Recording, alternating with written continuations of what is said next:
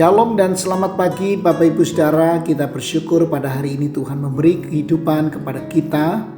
Dan sebelum kita menjalani kehidupan kita hari ini, mari kita datang kepada Tuhan dalam doa dan perenungan firman. Kita berdoa.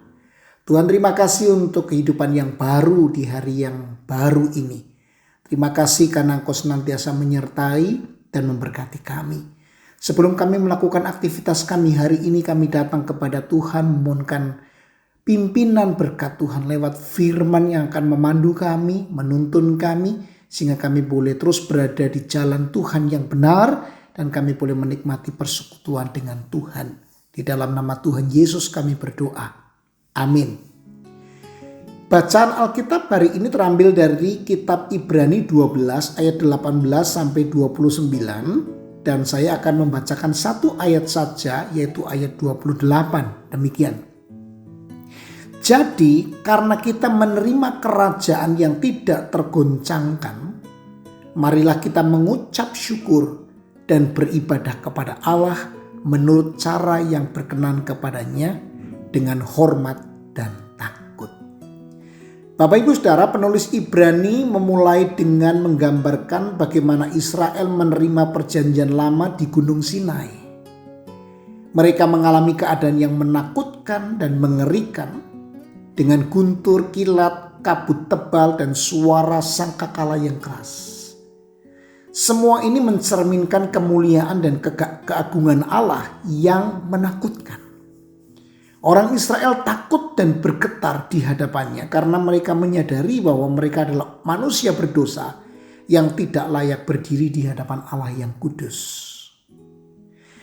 Namun penulis Ibrani kemudian menunjukkan perbedaan yang penting antara perjanjian lama dan perjanjian baru. Penulis Ibrani mengatakan kepada kita, sebagai orang-orang yang percaya kepada Kristus, kita tidak mendekati Gunung Sinai yang menakutkan. Tetapi kita datang kepada Allah yang hidup melalui Yesus sebagai pengantara perjanjian baru dengan penuh kedamaian. Perjanjian baru yang datang melalui Kristus adalah perjanjian yang penuh dengan kasih dan anugerah. Kita tidak lagi hidup dalam ketakutan akan hukuman dan penghakiman Allah, tetapi kita diberikan kesempatan untuk hidup dalam persekutuan yang intim dengannya melalui iman dalam Yesus. Dalam perjanjian baru ini Allah memaafkan dosa-dosa kita, menyucikan kita, memberikan hadiah kehidupan yang kekal. Namun Bapak Ibu Saudara, penulis Ibrani juga mengingatkan kita bahwa Allah yang kita layani adalah api yang menghanguskan. Meskipun kita hidup di bawah perjanjian baru, Allah tetap kudus dan tidak berubah. Ia menghendaki pengudusan dan kesetiaan dari umatnya. Oleh karena itu firman Tuhan ini mengajak kita untuk hidup dengan takut akan Allah. Bukan takut akan hukumannya, tetapi takut kehilangan persekutuan dan berkat yang Dia tawarkan kepada kita melalui Yesus.